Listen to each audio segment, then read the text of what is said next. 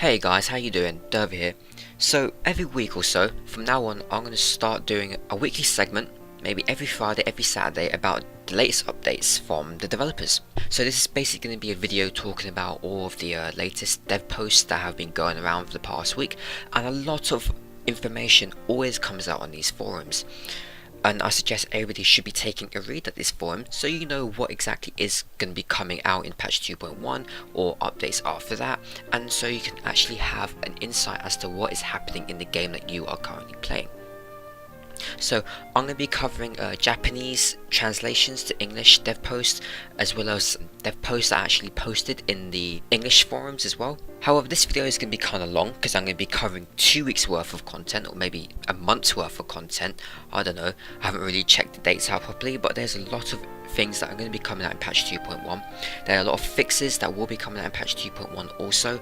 A lot of things that the developers are currently addressing and they are working on, so maybe we'll see them in patch 2.1, if not maybe patch 2.2, as well as an interesting post by one of the community reps about Twintania, and now I'm going to go into that last. So let's get started, and the first thing I'm going to talk about is the random content and the random matching feature. So in case you don't know already, there's going to be an update where once a day, if you go into Duty Finder, people will go in and get extra rewards. However, there is an interesting post by a developer, and it goes as follows.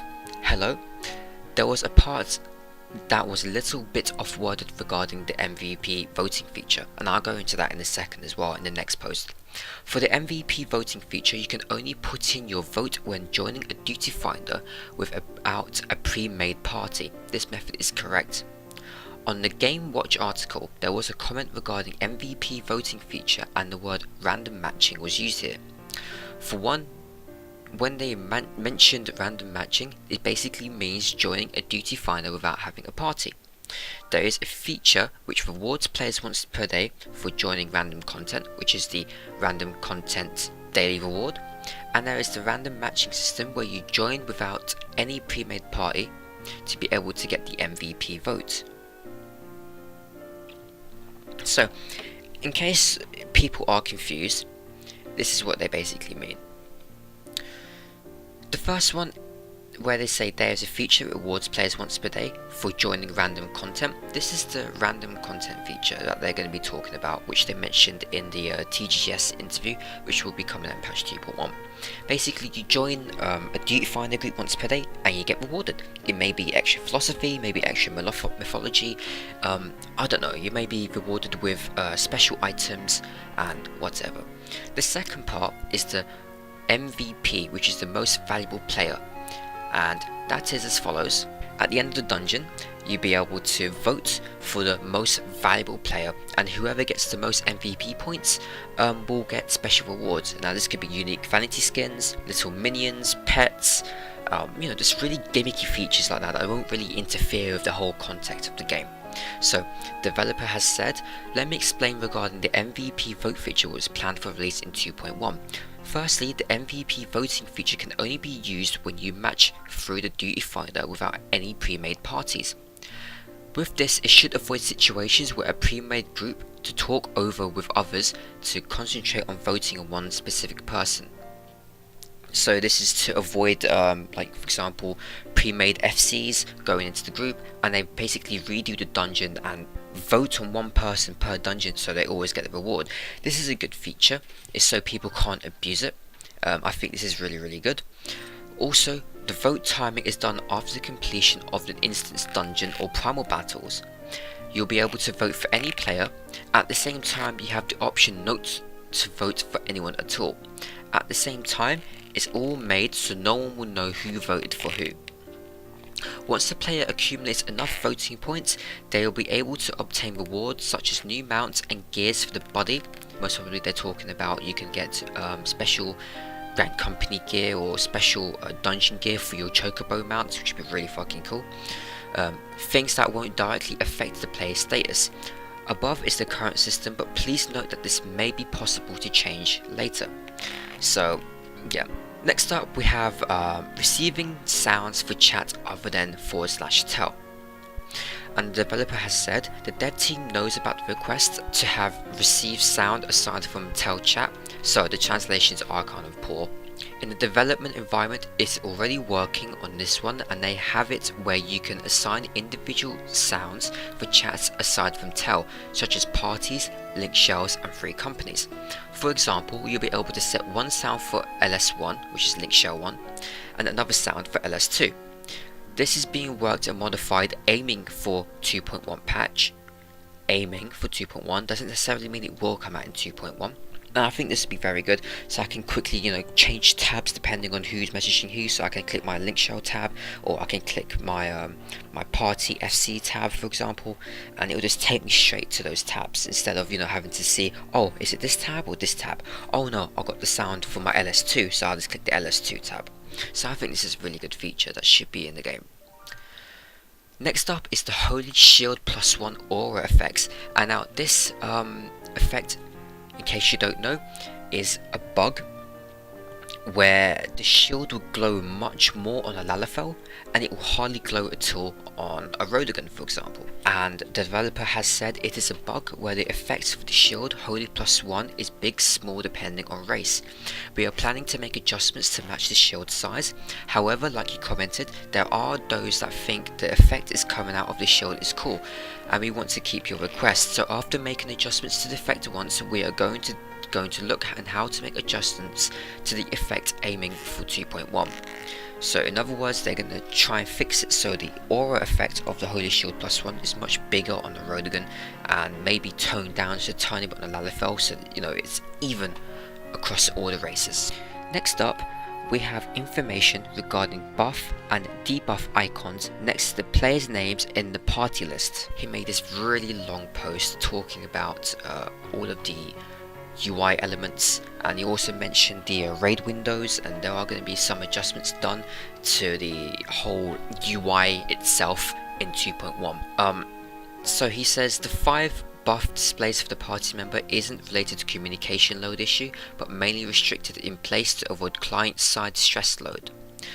The buff icon display order is decided with several conditions combined. For that reason, it is not displayed in the order it was applied. Depending on the situation, as a result, there are many times it displays in the order it was applied. So they have said, we are planning to look into increasing the amount of buff display party list while developing patch 2.1. There was a data setting error for the diseased buff display, and we will fix this. And as you can see, his individual character can have a total of up to 30 buffs and debuffs. Worst case scenario will have the total of 300 buffs when looking at the target, yourself, PT and your pet. Here, the developer has said if the stress load allows, as I said, this is a really long post. If you want to take a read, I'll put a link in the description box so you can have a really nice long read about it. However, he does talk about the alliance list, which is under this part where it says plans to increase the amount displayed in the future. So he goes as follows. The alliance list, in case you don't know, the alliance list is going to be a separate UI, which is basically semi-confirmed in this post that they're going to have a separate UI known as the alliance list to hold your 24-man raid in. The alliance list, which displays several party member information, is the maximum rendered display for this UI. Currently you have a safety margin set aside on the UI displays considering this display being added. The amount of buffs displayed on the party list is also limited to 5. Note he said party list and alliance list, 2 different things. With this in mind, once we can stress the alliance display and confirm the information needed to play is there, then it will be possible for us to look and see if we can expand the amount of buffs displayed, which is a good thing. I would love it if we can have more than 5. I want at least 10 maybe displayed on the party UI. By optimizing the current displayed items, it is possible to increase. However, there is currently other tasks for the new releases which has a high priority. So in honesty, even with current existing display optimization, it may only increase up to 20 icons. We also do not know which is more effective, increasing the amount of hotbar display or this. So they're still considering what to do with the alliance list and how to really improve it for the 24-man raid. So all the healers and everybody can have a really solid look and really know what's going on and can easily see all the buffs and debuffs. Next up, they're going to be talking about housing, and there are a few things that they're going to be adding in the housing. So they're going to have operations board for the free company. Presumably this means in your free company house there's going to be like a board, and you can check, you know, like have like lists and stuff, and you know, really organize out the free company. They're going to have a jukebox where you can listen to different types of music. This would be really cool if, for example, you can go out in the world and find different parts and instruments, and you can get someone to craft a jukebox for you, and the different items that you find and you put in the jukebox, you can make different vinyls and CDs and whatever and stuff like that, and you know, have different types of music playing. I think that'd be really cool. They're going to have items related to past Final Fantasy series. This seems like a really cool gimmicky feature, I guess, like the fluff content, you know, just to look back at previous Final Fantasy series, you know, maybe have like a statue of Sephiroth in your house maybe. Who knows what they're going to do. Mannequins, I think this is really cool. You can have a mannequin, maybe do like what they did in Skyrim, where you can have a mannequin in your house and you can equip gear sets to it. That'd be really cool. And a fish tank. Oh man, wouldn't that be awesome to have a massive shark in your house? That'd be so awesome. They didn't say that this will come in patch 2.1 however, so hopefully maybe it will come in patch 2.2. They're also changing it so you can target the retainer bell, because there are times where the retainer, especially in the evening, the retainer is just packed full of people and it's really hard to click on it. So they're going to change the targeting, so you can press F12 on your keyboard, which is one of the target UI buttons, and if you're near a retainer you can then target your retainer summoning bell, which is a really cool feature. In patch 2.1 as well, they're also going to be addressing when you're up in the market boards, you can see how much gil you have instead of having to, you know, close the UI, go into your retainer and see the gil over there, which I think is really a really good thing that they should have implemented. And that's it for the Japanese posts, pretty much. There's quite a bit of it. And now we're going to be talking about the English posts, and there's quite a few of them. This thread here is talking about a potential armory exchange, where, you know, if you have old Darklight items that you no longer need, you can exchange them back into seals maybe, or something along those lines. And one of the community reps have said, the development team will be carefully examining the pros and cons of implementing an exchange system like this, while also giving careful consideration towards items that are implemented in the future and the value of items that can be exchanged. In other words, he's saying that the developers are thinking about adding a feature where you can go in and exchange your Darklight items. I think this is a really cool feature. This is very good because you're going to be going to your Darklight items and buy them with your philosophies, and that's it. You know, you could be maybe having them for a week before you upgrade into eye level 90 gear, or maybe even eye level 80 gear when the Crystal Tower comes out, you know. So you would spend all that mythology for nothing at all. Next up, this is a post regarding Garuda hard mode, where the two ads spawn and they have the two lines. This post is mainly targeted towards colorblind people, and the community rep has said, we understand that not being able to play due to these conditions is problematic, and we plan on addressing this issue. The development team is currently looking into measures for Garuda battle so that everyone can play comfortably. If I'm honest with you, they just really should just do an amazing overhaul of the game's graphics and just add a colorblind feature. It will just make the game so much more easier for those who are visually impaired. And you know, I really genuinely do feel sorry for people who are colorblind. You know, they really do need add-ons and extra, you know, things in the game to support their playability. You know, you shouldn't restrict your game just towards a certain market, you know, who are okay. You know, there are also people who are colorblind who want to play a game just as much as we do, you know, and experience can be rather daunting for them. So I think this is a really good update, and I really do hope that they eventually do add a colorblind feature to the entire game. Now this is regarding the free company list, that there is a maximum of the amount of players that you can have in your free company, and they have said, while we do not have any plans to increase the cap for the maximum number of free company members, in the future we will be implementing a free company alliance feature which will allow you to connect with free companies. Now this is a really good feature. It means so my FC, for example, can now go and like do activities and communicate with another FC. For example, we're gonna have a third group going. We can contact them, say, hey, look, we need a third group for Crystal Tower. Mind sending us one? Are you sure? You know, and they can send them in with us straight away. So I think this is a really good feature. It'll make the game really much more broad, and it will allow a really good communication between different alliances. This could also play a very big role in Frontier PvP. In case you don't know what a Frontier is by now, it's going to be our realm versus realm PvP. This could really play really well into many different areas of esports, but you know, we'll see what happens. Next up, they're talking about UI adjustments, and they have said that this is a much needed feature, and the development team is looking into a way to improve the chat box background transparency in order to make the text more legible. We have received your feedback requesting to make the system quick and simple to adjust.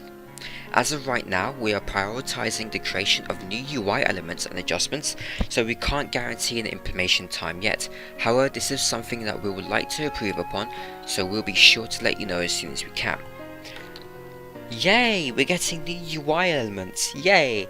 I'm kind of excited for this. I'm excited about many updates, if I'm honest with you. But yeah, there is quite a few UI features that need to be upgraded in this game. Now, unfortunately, as clean as the UI is, sometimes it does feel a bit clunky, sometimes it does feel a bit inefficient, and it really needs to be changed. Next up is a post about cutscenes. Oh my god, I hate cutscenes, so I am so glad they are implementing this. They're going to make it so we can now automatically skip cutscenes. God, I hated it. When I was running through Castrum, you get a cutscene every 2 seconds, you know, it was so annoying, you know, having to spam your escape button in order to get the skip button, you know, so I'm glad that they're going to implement this feature to skip cutscenes. They have said that they don't have a specific date when this will be implemented, which is a bummer. I would like to see this implemented in 2.1 if they can, but you know, I highly doubt that, and the chances are it'll be coming in either a hotfix after 2.1 or it'll be coming in patch 2.2. Next up, the heal animation raise is an issue where if you're getting raised in mid animation and a boss like for example Titan uses his landslide attack or uses his plumes, and a plumes or the landslide spawns directly underneath you while you're getting raised, you're automatically gonna fucking die again, and that was just a complete waste of mana and time. So they're gonna be implement a fix in 2.1 where they're gonna be adjusting the raise animations, and this is an update that really needs to be done, if I'm honest with you. I don't know why they didn't do this sooner. You really should have done this already. They're going to make it so when you get raised, you will not be able to receive damage from attacks for a certain amount of time. This possibly means when you're getting raised, you're going to have like a 10 seconds of vulnerability. And now we have the big one, which is the Binding Coil of Bahamut Turn 5. Now, I know a lot of people have issues with Twintania. I know how there have been 2 exploits, immobilization exploits, and everybody all over the internet, all over forums, has been saying Twintania is bugged, the twister ability is bugged, it's bugged, it's bugged, it's bugged. However, today we have confirmation from a community rep, and they have basically called everybody who hasn't defeated Twintania indirectly scrubs. They also mentioned some things about the accepted bug format, so let me go into details. So he said, greetings, we understand that the mechanics of Twintania are a very hot topic in the community currently, and I would like to clarify a few things. First, I would like to clarify something about the report bug flow, as we have seen many comments about this in the past. Bugs that have been moved to the accepted bugs forums are those that have sufficient information to be investigated. Although a reported bug was moved to the accepted bug forum, does not mean that what was reported is an actual confirmed bug. Apologies for any confusion related to this process. In other words, if something goes into the accepted bug forums, it doesn't mean it's a bug, guys. It just means there's sufficient information for developers and the QA team to go and look into it and see if it really does need a fix or not. And now we're on to the nitty gritty. Next, there have been a lot of comments about how surviving Twintania's twister ability is seemingly random. Please know that it is not random, and that the development team has adjusted the difficulty of this battle to be of the highest level that is in the game currently. With that said though, it was still designed to be beaten. While we definitely cannot comment on strategy, we believe that a valiant group will be able to defeat Twintania. In other words, this is 100% a mechanics issue, and nobody has figured out the mechanics in order to get past the twister ability. There is a strategy behind Twintania and no one has done it yet. And that this makes Twintania probably the most hardest boss battle that I have ever heard of to date, except for the shit in XI, because of course, you know, Absolute Virtue was completely out of hand. However, this is very interesting. It means there is a hidden mechanic in Twintania and people just need to discover it. I know a lot of people will be getting salty about this, and a lot of people will not accept the fact that this is actually just a mechanics issue and people just having difficulty with the mechanics.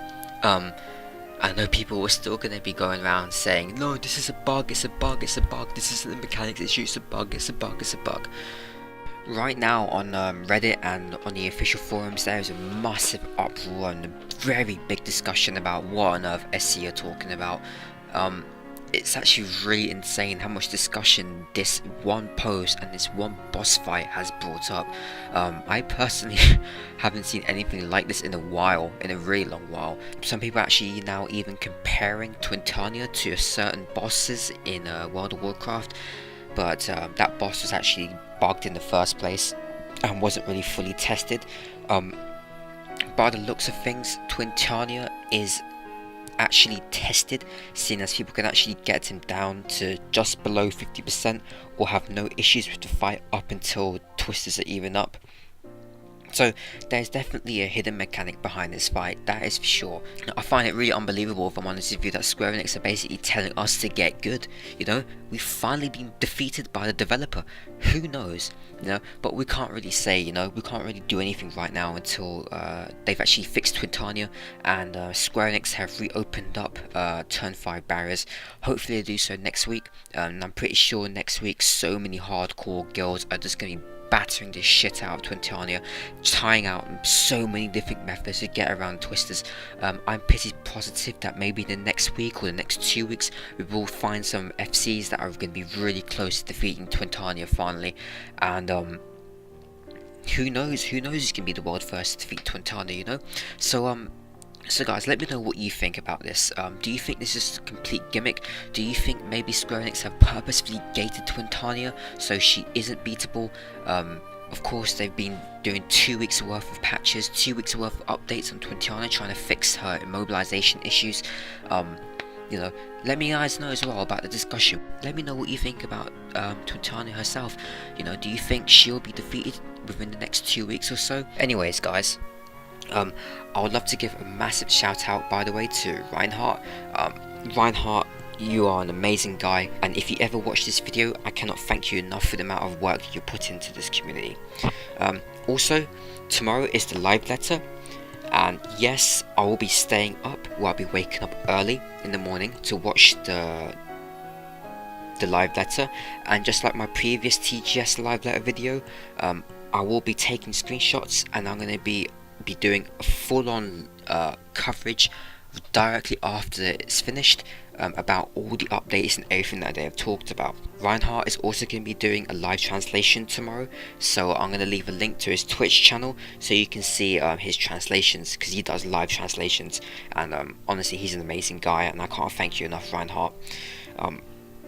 So yeah, that pretty much covers this really long video.